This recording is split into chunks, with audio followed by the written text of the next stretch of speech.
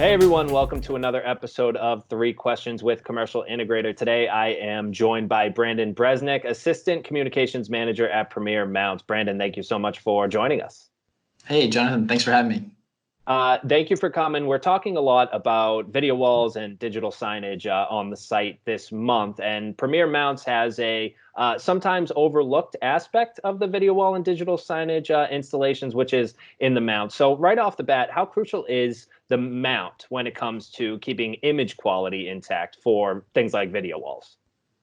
Absolutely. The mount is definitely kind of the unsung hero of any video wall project. The way that we like to think of it here at Premier Mounts is, if you want to go and buy a house, you're not going to buy a house with a bad foundation. And mounts are essentially the foundation of any kind of video wall, whether it's LCD or LED. The reason why is because obviously the metal kind of hardware that we use definitely kind of sets the positioning of what a video wall should kind of entail. And it definitely means that whatever display you decide to use is definitely put in prime positioning. So that way your audience is getting the maximum viewability out of that video wall, wherever it may be, whether it's a casino or a corporate lobby or anything like that. A bad mount definitely leads to bad image quality. You can definitely kind of, if you're working with LCD, you can definitely see, kind of misalignment and kind of not plumb faces of the video wall. And LED, the one thing that is kind of the big killer for LED is seams in the video wall. So kind of making sure that video walls are seamless on the LED front and kind of plumb on the LCD front are definitely huge in terms of building a foundation with great image quality. Now, obviously, the mount matters regardless of where the site is, but specific site conditions can sometimes have an adverse effect on video walls. So what are some common site problems that you guys see, and how can the right mount address some of these problems? Yeah, so the beauty about video walls is you can kind of throw them in at any part of a building's inception or, kind of a refresh. What I mean by that is whether it's a new construction or existing architecture, there's always a place that you can find a video wall, but that doesn't necessarily mean it's going to be, hey, I'm just going to go ahead and throw it up in no time. There's definitely things that you have to consider. With new construction, it's a little bit easier because you can kind of work with your architects and designers to figure out, hey, if I go into my CAD modeling software, my BIM modeling software, I can find out exactly, where it needs to go. But even when you get on site, there are still some pretty adverse things that you can run across, more so in kind of pre-existing architecture.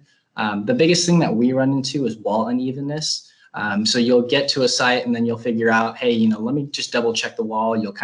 We do a really old school kind of method where we'll throw up a couple of wood screws or kind of drywall screws.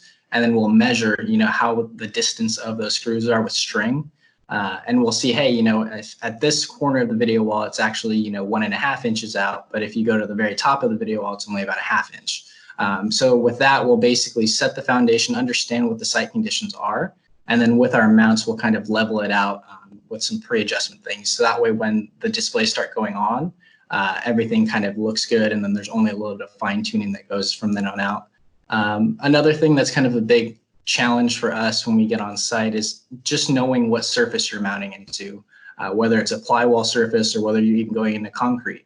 You just have to make sure that you're prepared to kind of attack those architectural elements in their entirety and just kind of prepare your team with the best, tools and hardware and kind of resources. So that way, when they do face it, they'll be able to kind of conquer it and then save you time and money on your job site. Yeah, so you mentioned earlier that, there are LCD video walls and LED video walls. And obviously there's different considerations for those. LCD is going to have the bezels and LED will not have that. But in either case, that means that it needs to be lined up pretty perfectly. Are there different considerations when it comes to mounting an LCD video wall versus an LED video wall? Absolutely. With kind of the rapid change in technology, LED is still a real Wild West when it comes to mounting. Cabinet sizes are a little bit different depending on what manufacturer you decide to use. There is a good degree of uniformity in a couple, so that way it kind of helps us make sure that what we make is in tune. But the biggest thing is probably with LCD, when you have a VESA pattern, you're able to kind of go to that and kind of use that as your template for how you want to space things out. And usually in an LCD video wall mount, there's usually a degree of lateral shift and a little bit of tilt adjustment. So even though like your mount may not be in the perfect spot, you may have little intricacies of the mount to make sure that, hey, I can kind of, make a little adjustment here, a little adjustment there, so that way it ends up being straight. With LED, it's kind of a whole different story. You have to basically go all the way down to the exact millimeter of where that cabinet is going to be sitting on the wall. Just due to the fact that I mentioned a little bit earlier, seams are kind of the biggest obstruction to LED right now. So when you make a mount, make sure it's basically dialed into where it needs to be. And then with everything so close together, you just want to make sure that you maximize that space. The biggest thing with that too is just understanding, like I said, what your site conditions are. So that way, working with those designers and working with those architects, you're able to kind of figure out, hey, I can put my LED here, make sure it doesn't kind of drift, I guess, along the way. So that way everything else is out of place, and just set yourself off with a good foundation as you build it. Well, Premier Mounts not only offers solutions that obviously mounting solutions, but you guys do offer a lot of tips and advice and information about some of the considerations that you guys have gone over. If our audience is interested in learning more about Premier Mounts and what you guys provide, how can they get in touch, or how can they find you? Yeah, absolutely. So our website, premiermounts.com, is a great resource. We have some great blog posts just in terms of anything general when it comes to mounting and mounting hardware. And then also check out our social media. We have a lot of great things going on there as well, especially YouTube, where we have our video case studies. We just completed a 90 wide double curve video wall. So if you're into the LED scene, definitely check that out for sure. I encourage everyone to check that out. I've seen Premier Mounts at Infocom. I've seen some of their videos. They do some really cool stuff with video walls. Brandon Breznick, Assistant Communications Manager for Premier Mounts, thank you so much for joining us for 3 questions. Yeah, thank you for having me.